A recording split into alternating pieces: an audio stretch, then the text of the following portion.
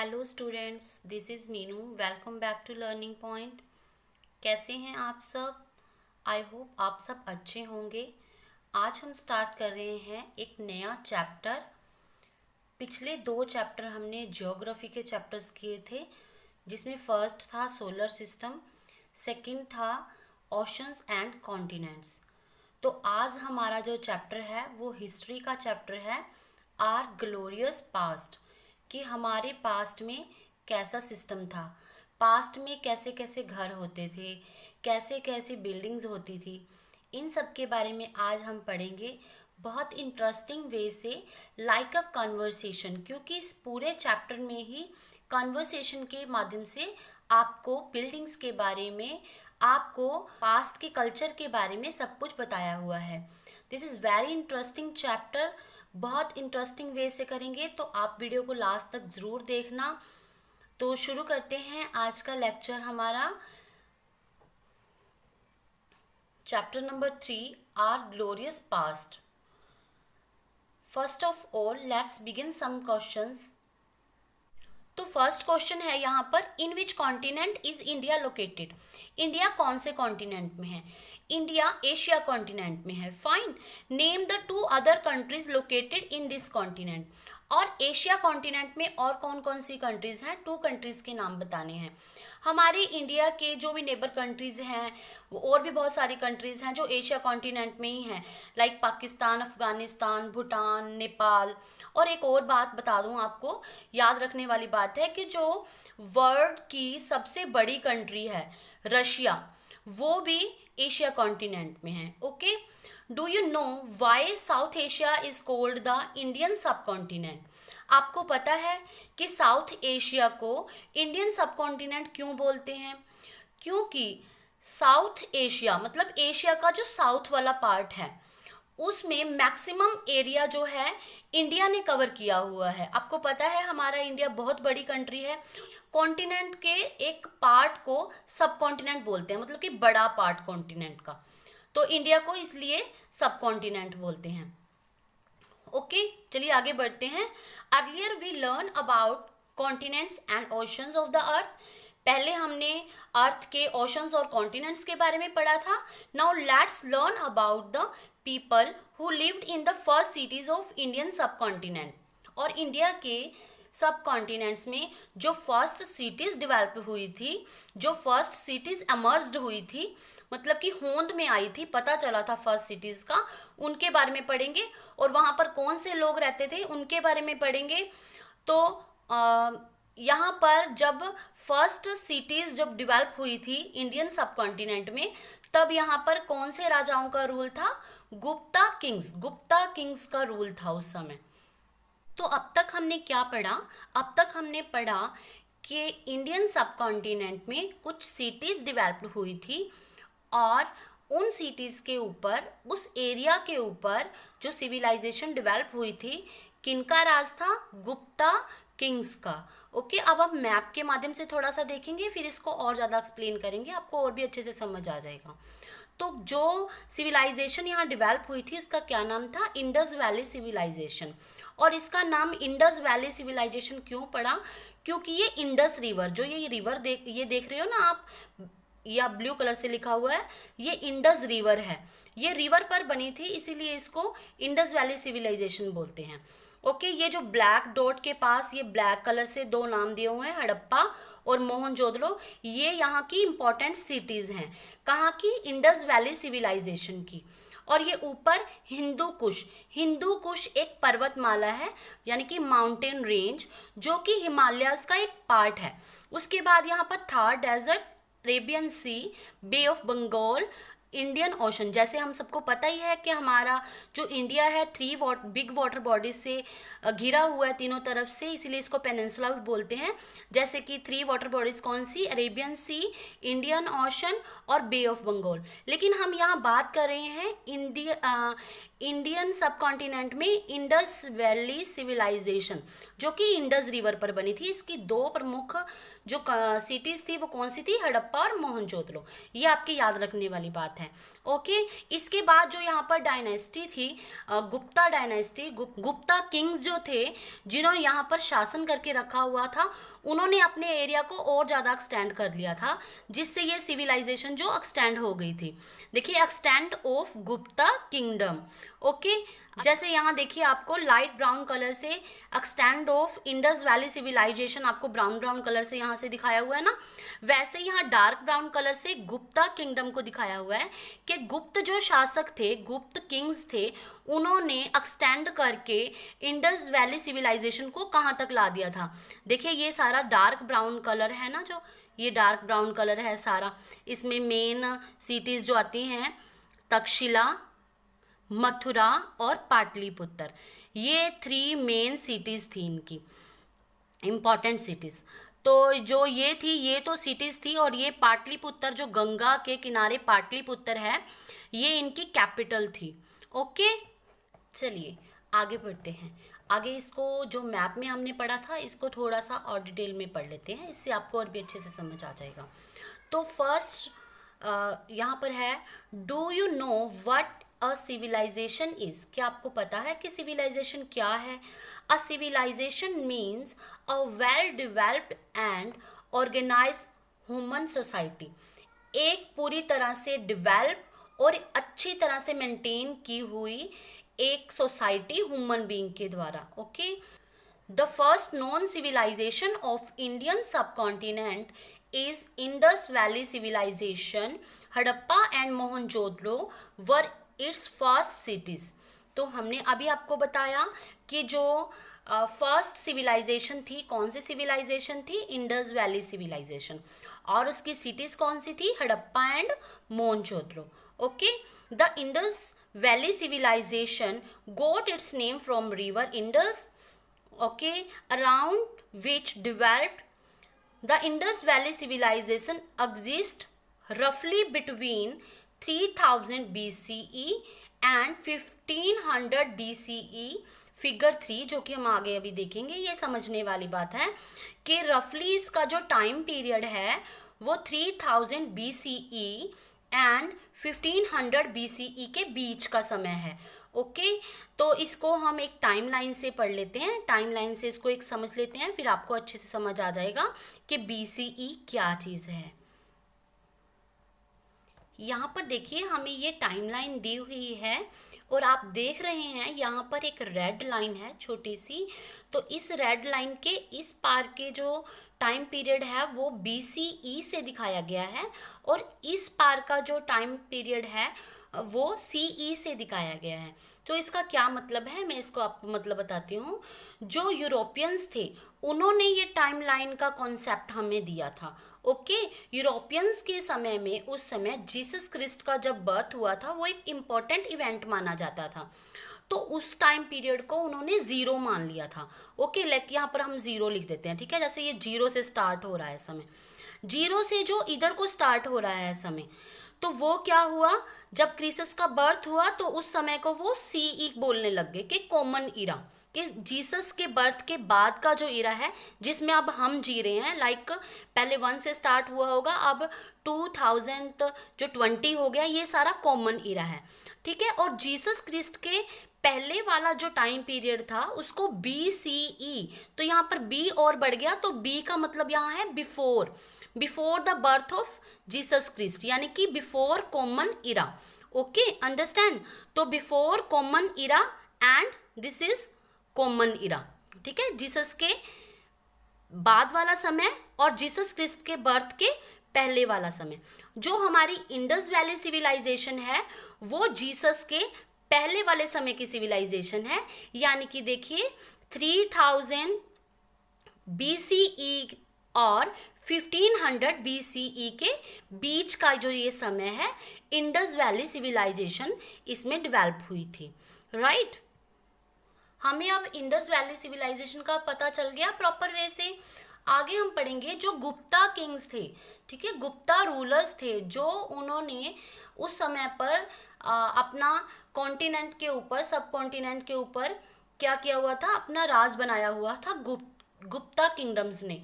तो उनका time period देखेंगे हम। अब आपको BCE और CE का तो समझ में आ ही गया होगा कि BCE और CE किसको बोलते हैं। BCE before common era and CE common era, after the birth of Jesus Christ. तो यहाँ फ्रॉम 320 CE टू 550 CE, यानी कि 320 से 550 CE, यानी कि कॉमन इरा, जीसस क्रिस्ट के बर्थ के बाद का जो एरा था उसमें क्या था, गुप्ता एम्पायर्स आया था। तो गुप्ता एम्पायर्स ने 320 से 550 लगभग 200 साल राज किया था इंडियन सब कॉन्टिनेंट के ऊपर। ओके, और उन्होंने अपनी एक कैपिटल जो बनाई थी उसका क्या नाम था, हमने पढ़ा था, उसका क्या नाम था, Pataliputra. Okay, Pataliputra capital Ganga river के पास थी और इसको किंगडम के साथ साथ इसको एम्पायर भी बोला गया, गुप्ता एम्पायर। अब किंगडम और एम्पायर में क्या फर्क होता है। किंगडम क्या हुआ कि गुप्ता जो थे वहां के किंग थे, वहां शासन करते थे। ओके, एम्पायर किसको बोलते हैं, जब उनका किंगडम वास्ट हो जाता है, वो ज्यादा जगह घेर लेते हैं, ज्यादा एरिया को अपने कब्जे में ले लेते हैं, तब वो किंगडम की जगह एम्पायर बन जाता है। राइट। तो जैसा कि हमने पढ़ा कि इंडस वैली सिविलाइजेशन की जो बिल्डिंग का सिस्टम था, जो घरों का सिस्टम था, वो वेल डेवलप्ड एंड ऑर्गेनाइज्ड था, जैसा कि हमारे यहाँ आज होता है। और यहाँ पर देखेंगे हम बिल्डिंग्स को, यहाँ पर सबसे पहले डायरेक्शन देखिए आप, north, south, east and west. तो नॉर्थ से यहाँ पर इनका जो बिल्डिंग है वो स्टार्ट होती है, ये स्ट्रीट नॉर्थ से स्टार्ट होती है, नॉर्थ से जाते हुए ये साउथ, ये यहाँ पर जाकर यहाँ निकलती है ये गली। ओके, तो इसमें यहाँ पर एक कोर्ट यार्ड है। कोर्ट यार्ड किसको कहते हैं, जो घर का खुला भाग होता है, यानी कि आंगन। आंगन के आसपास देखिए चारों तरफ रूम्स बने हुए हैं, और ये वाले रूम्स जो हैं, ये आंगन है, ये इसके रूम्स हैं। देखिए 1 2, ये पर 3 बने हुए हैं, यहाँ एक छोटा रूम बना हुआ है।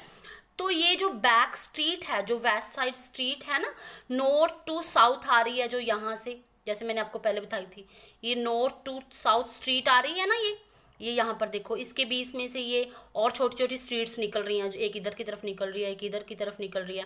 लेकिन कोर्ट यार्ड के आसपास जो रूम्स थे, तो वो कौन से साइड के साथ लगते थे, वेस्ट साइड जो स्ट्रीट होती थी उस साइड के साथ रूम्स होते थे। ओके, यानी कि ये कोर्ट यार्ड है, ये इसके रूम हैं जो पीछे स्ट्रीट के साथ लगते हैं, और इसका जो मेन गेट है वो ईस्ट की साइड होता था। ये गेट ईस्ट की साइड क्यों होता था, इस साइड, क्योंकि ये जो स्ट्रीट से दूसरी साइड अपना घर का मेन गेट रखते थे, ताकि वहाँ पर अगर कोई गैदरिंग हो तो इनको कोई प्रॉब्लम ना आए। तो वेल सेट इनका जो ऑर्गेनाइजेशन था बिल्डिंग्स का, आप देख रहे हैं जैसे आज होता है वैसे ही था। इससे हमें पता चलता है कि जो हमारा आज का बिल्डिंग का स्ट्रक्चर है जो हम बनाते हैं, वो कुछ ना कुछ आइडिया हमें पास से ही मिलते हैं। ये देखिए, थोड़ा इसको देख लेते हैं, इस तरह से कुछ सिविलाइजेशन दिखती थी उस समय। ये थोड़ा अब तो ये ख़राब हो चुकी है, जैसे well developed and well settled जो थी ये सिविलाइजेशन। ये बाथरूम का स्ट्रक्चर बताया हुआ है कि उस समय जो बाथरूम होते थे उनकी जो ये फर्श होता था वो इस तरह बनाया हुआ होता था कि पानी जो है वो सीधा, यहाँ पर छोटा होल बना हुआ होता था और होल से सीधा ये ड्रेनेज, ये नाली टाइप बना हुआ है ना, जो ये ड्रेनेज सिस्टम है इसका। बाथरूम का पानी देखो यहाँ से यहाँ जाता हुआ, यहाँ पर एक बड़ा जो है ड्रेनेज सिस्टम जो कि अर्थ के बीच में, यानी कि खड्डा खोद कर बहुत बड़ा, उसके बीच में पानी सारा जाता है और उसकी समय समय पर सफाई भी होती थी। तो ये सिस्टम था यहाँ पर बाथरूम का। चलिए जल्दी से कन्वर्सेशन पर आ जाते हैं। जैसे हमने आपको बताया था, अभी जो हमने बिल्डिंग्स का सिस्टम देखा, इसको एक क्लास कन्वर्सेशन जैसे आप ये लगा लो कि इसमें कुछ करैक्टर्स हैं। मैं आपको यहाँ पर बता ही देती हूँ कि सेटिंग कैसे की हुई है। एक क्लासरूम है यहाँ पर, जैसा हम क्लास में होते हैं। तो यहाँ पर एक करैक्टर है प्रोफेसर शुक्ला हैं, जो एक आर्कियोलॉजिस्ट हैं। आर्कियोलॉजिस्ट कौन सा होता है, जो पास्ट के बारे में हमें बताता है। ओके, यहाँ पर 2 स्टूडेंट्स के नेम दिए हुए हैं। फर्स्ट है रिंकी और दूसरा विंदु। रिंकी और विंदु टीचर कौन है यहाँ पर, प्रोफेसर शुक्ला से क्वेश्चन पूछ रहे हैं बिल्डिंग्स के बारे में, और प्रोफेसर शुक्ला उनके आंसर दे रहे हैं। ओके, तो आप ये समझ लीजिए कि यहाँ पर प्रोफेसर मैं हूँ, प्रोफेसर शुक्ला आपके मीनू मैम, और आप यहाँ पर कोई भी एक रिंकी बन जाओ, एक विंदु बन जाओ, आप कॉन्वर्सेशन भी आपस में करके एक दूसरे से क्वेश्चन पुट करके इसका आप अच्छे से और कर सकते हो। चलिए स्टार्ट करते हैं। सबसे पहले यहाँ पर प्रोफेसर शुक्ला आते हैं। Good morning students, do you know which were the earliest city in Indian सब कॉन्टिनेंट। वो पूछते हैं कि इंडियन सब कॉन्टिनेंट में कौन कौन सी सिटीज़ थी, तो आपको पता ही है, जैसे हड़प्पा और मोहनजोदड़ो हमने बताया आपको।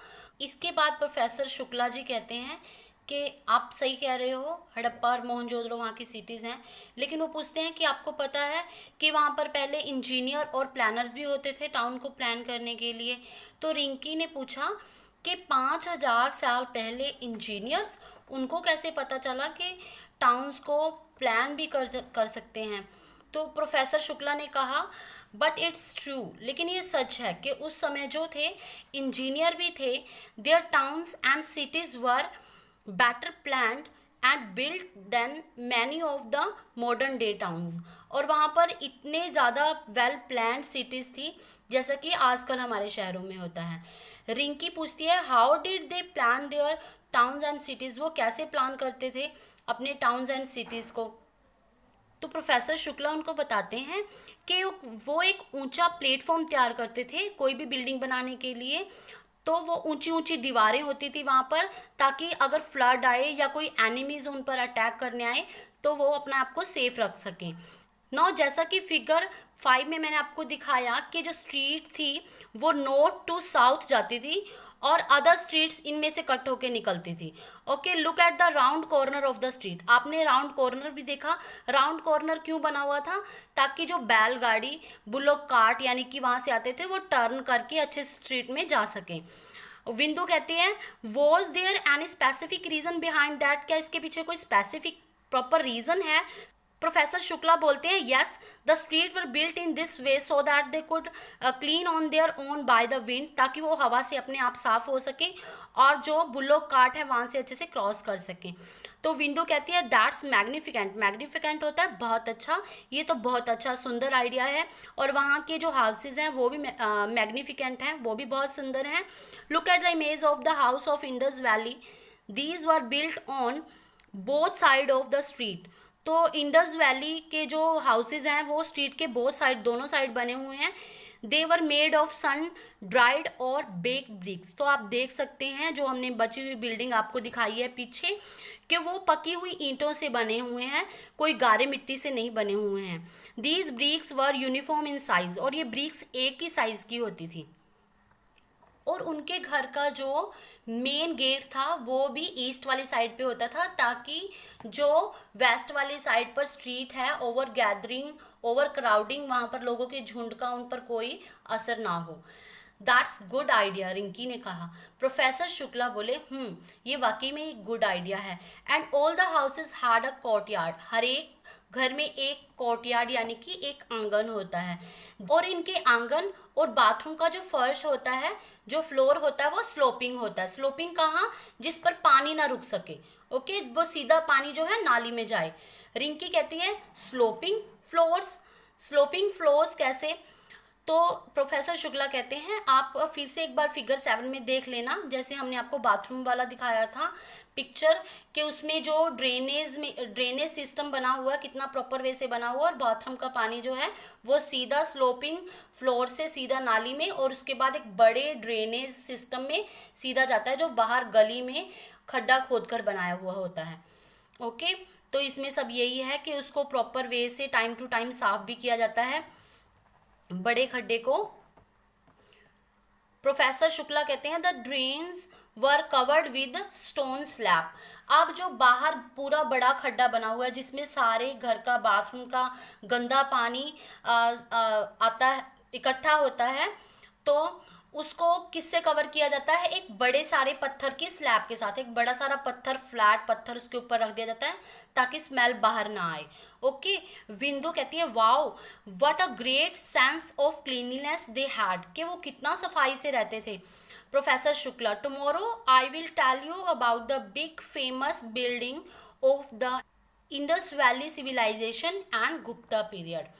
इसका मतलब यहाँ पर प्रोफेसर शुक्ला, यानी कि यहाँ पर प्रोफेसर शुक्ला मैं हूँ, तो मीनू मैम आपको क्या बताने वाले हैं नेक्स्ट लेक्चर में। इस चैप्टर के हम क्या देखेंगे, हम गुप्ता पीरियड्स की और इंडस वैली सिविलाइजेशन की बड़ी बड़ी बिल्डिंग्स देखेंगे, बड़ी बड़ी सुंदर सुंदर बिल्डिंग्स देखेंगे। और भी आपको अच्छा लगेगा वो बिल्डिंग्स को देखकर, उसके बारे में जानकर, पास्ट के बारे में जानकर कि पास्ट में कैसे होते थे घर, बिल्डिंग्स कैसी होती थी। सब आइडिया जो हमने आज बनाए हुए हैं घर, वो सारे हमने पास से लिए हुए हैं। तो कैसा लगा आपको ये चैप्टर? आई होप आपको अच्छा लगा होगा पढ़कर। कन्वर्सेशन करें, आप चैप्टर को पूरी तरह से समझें। आपस में घर में किसी के साथ भी आप कन्वर्सेशन कर सकते हो, अपने फ्रेंड के साथ, अपने भाई बहन के साथ, तो आपको सारे क्वेश्चंस के आंसर भी मिल जाएंगे उसी के साथ साथ। तो अगर आपको वीडियो अच्छी लगी तो मुझे कमेंट बॉक्स में ज़रूर बताएं। और एक आपके लिए होमवर्क है यहाँ पर, आप फुल फॉर्म लिख के बताएं मुझे BCE और CE की। अगर आप उसको एक्सप्लेन कर सकते हैं तो एक्सप्लेन भी करें, कमेंट बॉक्स में मुझे बताएं। ओके, अगर एक्सप्लेन नहीं कर सकते तो मुझे ओनली फुल फॉर्म बताएं।